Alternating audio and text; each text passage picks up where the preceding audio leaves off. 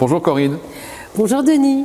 Voilà, très heureux de t'accueillir ici, dans ce lieu emblématique. Partagez. Bon, alors j'ai un peu l'impression d'accueillir Barbara, Elon Musk, Mbappé et Simone Veil en même temps, compte tenu de ton Tout parcours. ça Oui, quand j'ai vu ton parcours, et voilà, donc on va passer en revue ce parcours incroyable qui a commencé ici. Alors peut-être une petite mention historique, on est dans la salle du billard qui a été offerte à la France par le roi Édouard VII, qui n'était pas encore roi, il était prince de Galles en 1893. Donc merci d'abord aux équipes de l'Olympia de nous accueillir et de nous donner la possibilité de faire cet entretien de bon matin.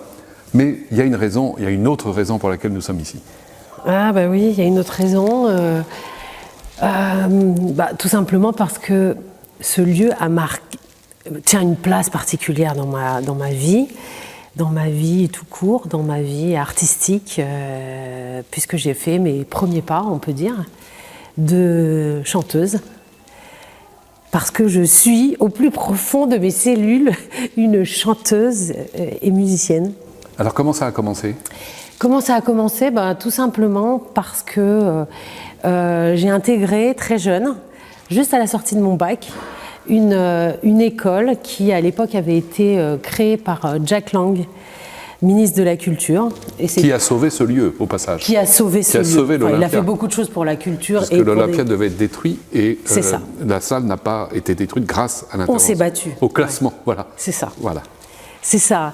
Et donc c'est une école d'artistes qui s'appelle qui s'appelle toujours, mais c'est plus du tout la formule école, le Studio des variétés. Et c'était une école donc reconnue par l'État d'artistes, formation d'artistes. Voilà, j'ai eu la chance de réussir mon concours d'entrée, puisque nous étions très peu à être élus. Et je suis rentrée dans ce monde où où je me sentais à ma place, oui. Voilà, où j'ai été formée, en plus de mes études musicales plus jeune, que j'ai fait au conservatoire, autant par la voix que par l'écriture, que par l'expression scénique, le jazz vocal. Mais alors tu as chanté à l'Olympia ? Alors j'ai chanté à l'Olympia, oui, puisqu'à l'issue de cette école, même pas à l'issue, pendant ma formation, une comédie musicale s'est créée. Et j'ai été sélectionnée donc, pour représenter aussi, nous étions un petit groupe de 10, et Jean-Michel Boris, qui était le directeur de l'Olympia, est tombé amoureux et il a signé une semaine ou quelques jours en représentation à l'Olympia. Formidable, belle histoire. Alors tu connais la règle de flamme, on a 4 chapitres. Le premier chapitre, c'est la flamme que tu as reçue. D'où vient ta vocation ? Tu es, je tiens à le dire, la première chanteuse que nous recevons et ça me fait extrêmement plaisir. Donc on va travailler et on va parler de la voix et des voix. Donc là, peut-être, quelles sont les personnes qui t'ont mis sur la voie ? La flamme dont tu souhaites te servir pour éclairer une cause ou des gens. La flamme qui réchauffe, peut-être en cette période un peu hivernale. Qu'est-ce qui pourrait nous donner des motifs d'espoir, d'espérance ? Allez, allons-y. Et puis la flamme que tu voudrais transmettre à ton tour. Commençons par la première.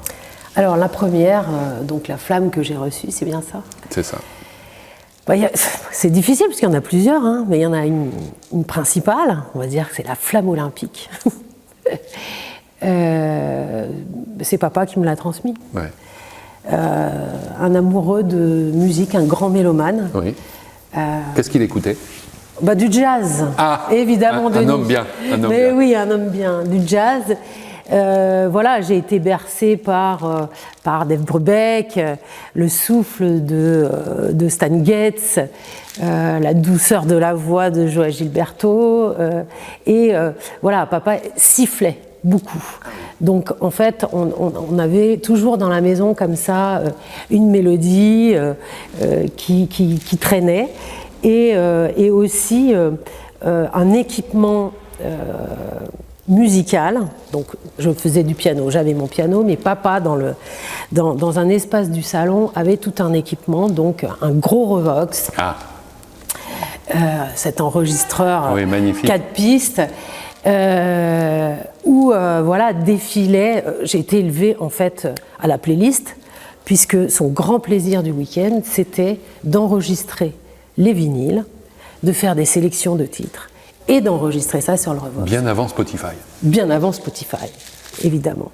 Et donc, des heures et des heures de musique comme ça défilaient, avec en même temps une exploration musicale, des explications, des envolées sur toujours un ressenti, une émotion, c'est-à-dire qu'il y avait toujours un débrief. Voilà, on écoutait et puis on parlait de la musique. C'est une vraie ouverture. C'est une vraie ouverture.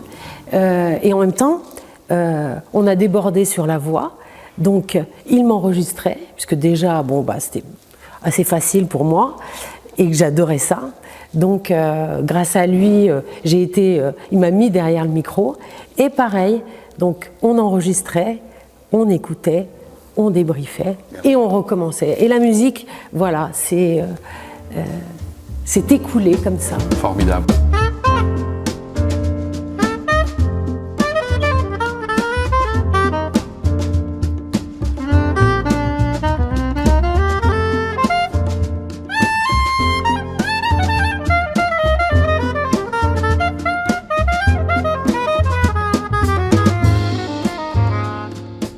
On peut peut-être dire, Corinne, pour les parents qui nous écoutent et qui ont des enfants qui pratiquent la musique, qu'il faut placer au cœur de l'enseignement l'enregistrement. Oui. On est frappé de voir que dans les conservatoires, les écoles de musique, il n'y a pas de studio d'enregistrement. Alors que c'est très difficile de jouer et de s'écouter. Et ce que tu évoques à l'instant, c'est qu'au cœur de chez toi, au cœur de ton salon, il y avait un studio d'enregistrement. Exactement. Exactement. Non, vraiment, oui, j'encourage. Eh bien, oui, les écoles de musique, les conservatoires, on vit dans l'ère de la voix, mais de l'enregistrement, de l'audio. C'est pas très compliqué aujourd'hui de s'enregistrer. Je crois que ça permet, oui, de développer l'oreille, l'écoute, de rectifier, ouais, d'ajuster, ouais, et peut-être d'y mettre un peu plus d'émotion, d'âme, de ressenti. Et tout ça, c'est de l'invisible, mais c'est perceptible à l'oreille. Et la musique, je crois que autant que le chant, hein, c'est vraiment ça. Bien sûr. Alors poursuivons notre parcours, si tu le veux bien, pour la deuxième question, la deuxième parcours de la flamme, puisqu'on va bientôt rentrer dans une année olympique. Qu'est-ce que tu as envie d'éclairer avec la flamme et avec ta flamme? En toute simplicité. Oui. Le monde. Non, mais je trouve que notre monde manque furieusement d'harmonie. Et je dirais que si on arrivait à s'accorder davantage individuellement, soi-même, à trouver comme ça des pistes d'équilibre, de bon son, c'est-à-dire qu'une voix ou une personne qui sonne, c'est une personne qui dégage une énergie positive, ouverte. Et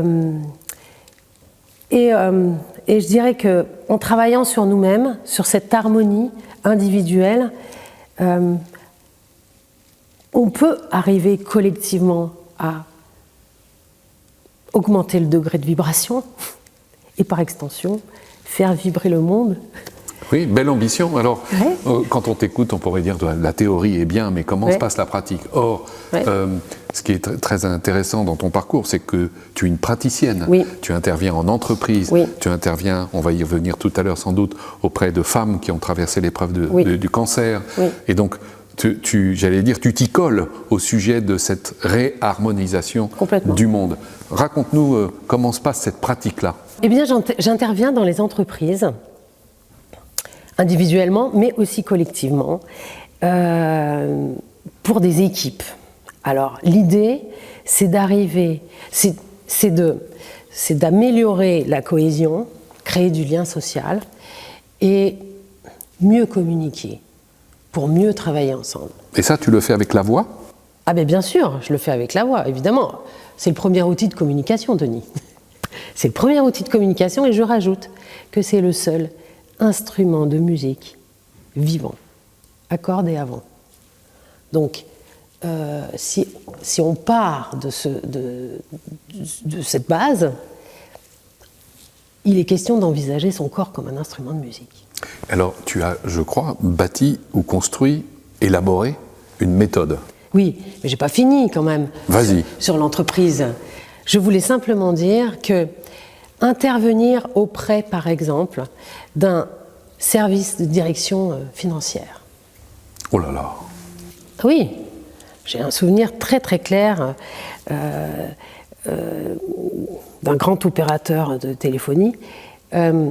Voilà, nous avons commencé cet atelier, alors c'est un team building, hein, les voix dissonnent.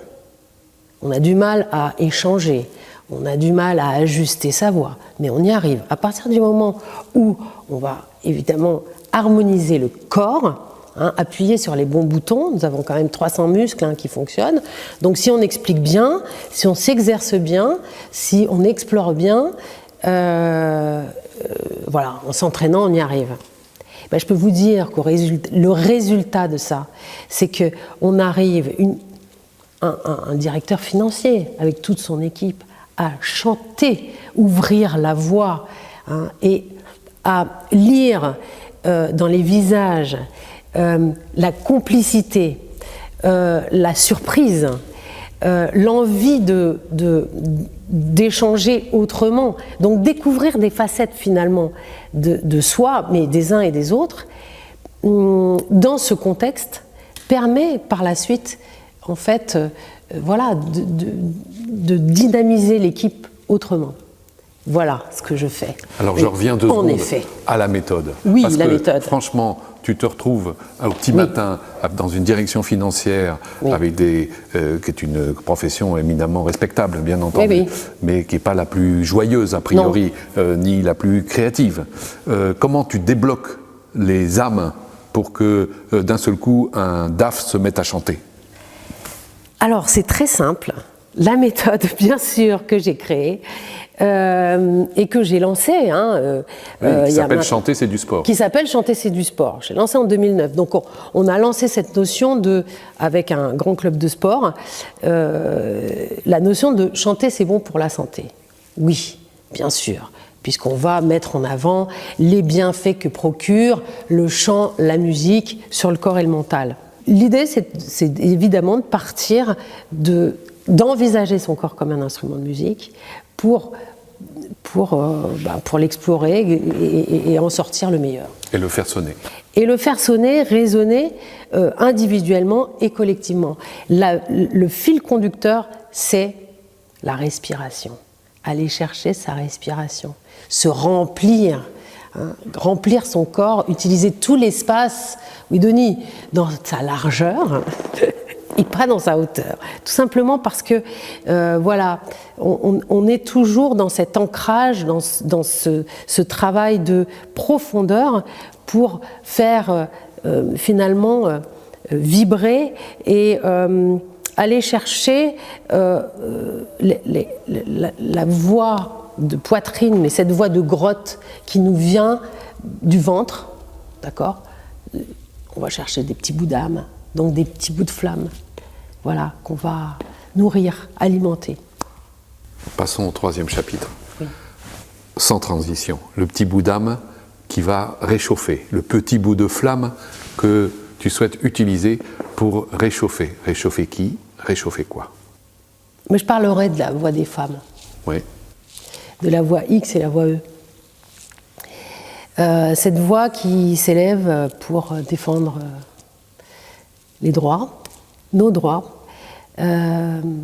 Ces voix qui s'élèvent pour se défendre aussi,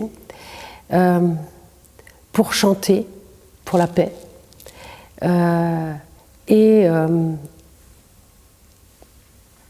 pour lutter. Pour se sauver la vie. Quelle est la nature du combat ? Alors,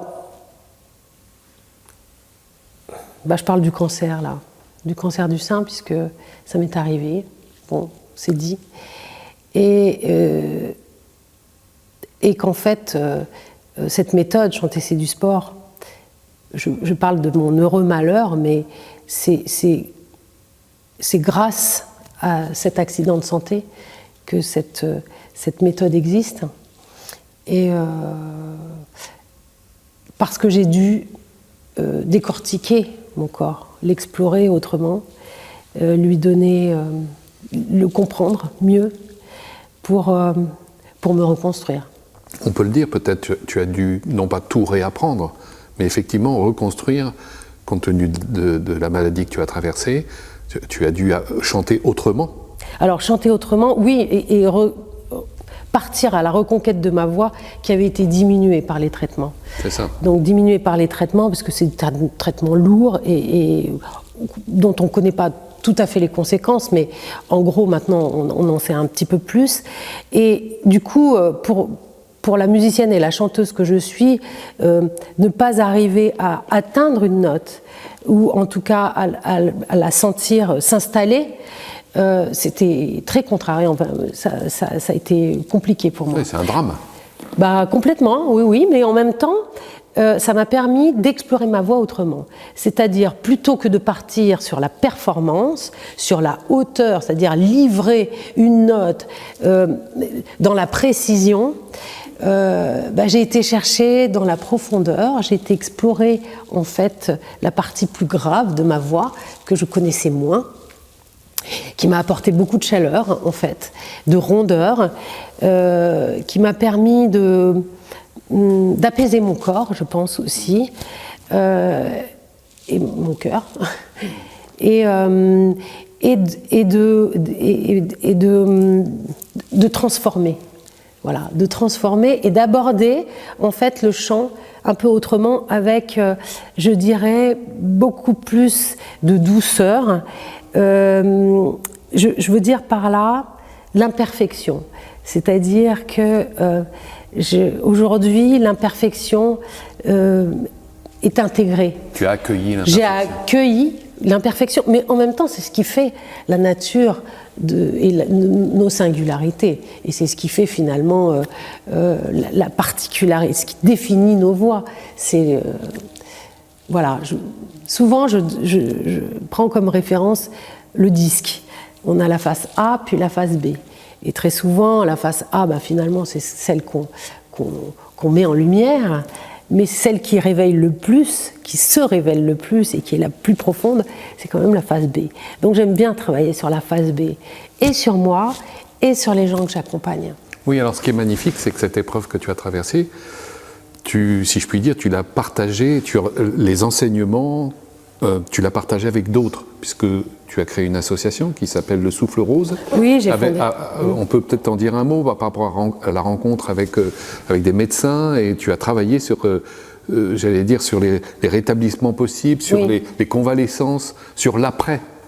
Oui, l'après c'est la reconstruction, mais finalement l'après c'est le début. Hein, parce que pendant finalement la période de traitement, qui dure un certain temps. Hein, c'est très lourd, puis après, ce qu'on voit moins, mais qui est quand même présent pendant des années et des années. Oui, j'ai eu la chance là aussi, et c'est une petite flamme, je n'en ai pas parlé, mais il y a la flamme olympique, mais il y a cette flamme aussi. Je veux parler d'un monsieur que j'ai rencontré, qui est un cancérologue extraordinaire. Je l'ai rencontré dans le sud, puisque je m'étais isolée j'étais éloignée de Paris pendant quelques années, qui m'a tellement encouragée, tellement portée pour créer cette méthode et m'encourager à m'appuyer sur finalement ce qui résonne le plus en moi, la musique, le chant, la voix, les chansons aussi. Et c'est vrai qu'avec lui, c'est une histoire d'amitié maintenant. On peut donner son nom pour lui rendre hommage. Oui, bien sûr, très volontiers. Il s'appelle Daniel Serin, il est président de l'Institut Sainte-Catherine, et c'est un monsieur qui a fait beaucoup pour la médecine alternative, c'est-à-dire qu'il a toujours cru en plus des traitements basiques, chimiques, on va dire, à la médecine parallèle, c'est-à-dire des coupeurs de feu, des magnétiseurs, l'acupuncture. Et il l'a toujours vraiment encouragé. D'ailleurs, ça a été le premier à créer la maison Sainte-Catherine, c'est-à-dire la maison où on soigne après. Enfin, c'est pas où on soigne, où on porte, accompagne. On accompagne, on soutient, on est présent, voilà, à travers beaucoup l'art aussi. C'est un féru de musique. Voilà, c'est un monsieur qui compte beaucoup et qui m'a, poussé vraiment. Et aujourd'hui, c'est vrai que quand on met en parallèle la santé, le bien-être, puisqu'on parle de bien-être quand même, pour tous ces gens, c'est intégrer dans la médecine et dans la santé cette part que nous avons en nous, donc d'énergie, de vibration, de musicalité, d'art, de beauté, c'est aussi une voie de guérison.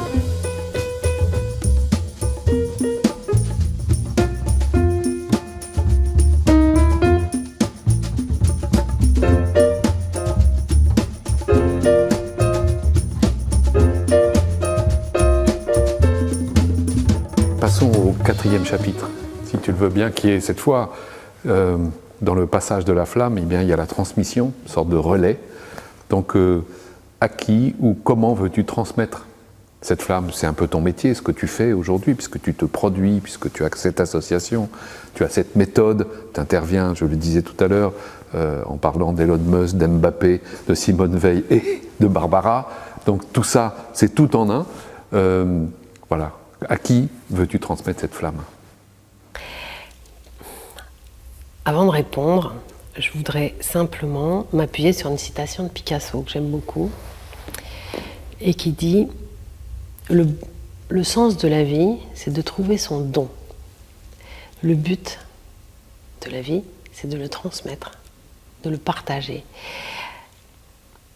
Je m'appuie là-dessus, toujours. Et en même temps, j'ai un peu d'émotion. Ce serait difficile pour moi de garder ça finalement pour moi.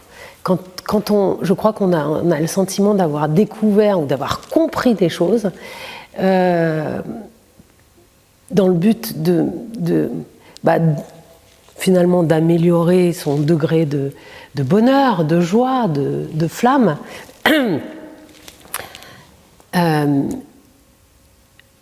Mon but, c'est simplement d'aller le plus loin possible en transmettant à des groupes de femmes, alors touchées ou pas par le cancer du sein, mais qui viennent pour leur mieux-être, la jeune génération, de plus en plus, qui s'intéresse aussi à cette méthode. Qu'est-ce que tu pourrais dire précisément? Tout simplement, tu aurais une dizaine de jeunes femmes là, en face de toi, qui se posent des questions. Je pense à toutes ces jeunes femmes qui écoutent Flamme et qui sont édifiées par les différentes rencontres que nous faisons. Qu'est-ce que tu leur dis? Je leur dis d'ouvrir leur voie largement, en toute décomplexion. Je leur proposerais d'aller explorer un petit peu, puisqu'on découvre des choses de soi extraordinaires, et de parler, d'échanger, de ce qui parfois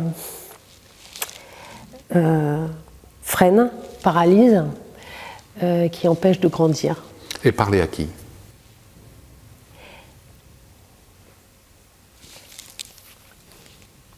Parler à... Mais pour moi, ouvrir la voie, c'est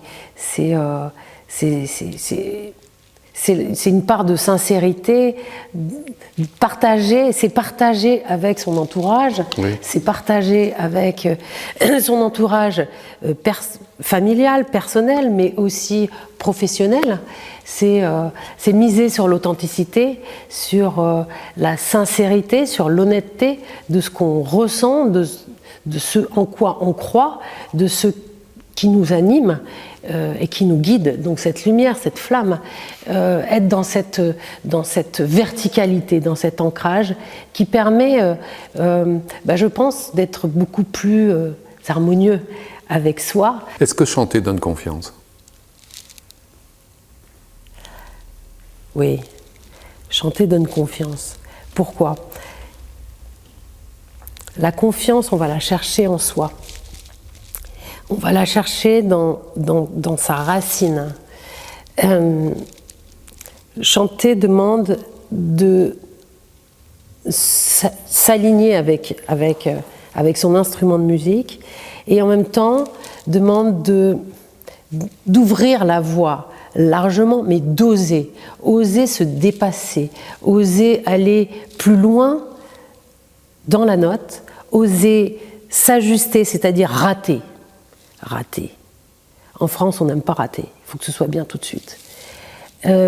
Avec la voix, l'idée, c'est on parlait d'enregistrement, c'est de rater, de refaire, d'ajuster, de souffler davantage, de sublimer sa voix. Sublimer sa voix, c'est oui, aller chercher le chant, mais finalement, le chant, c'est presque un prétexte.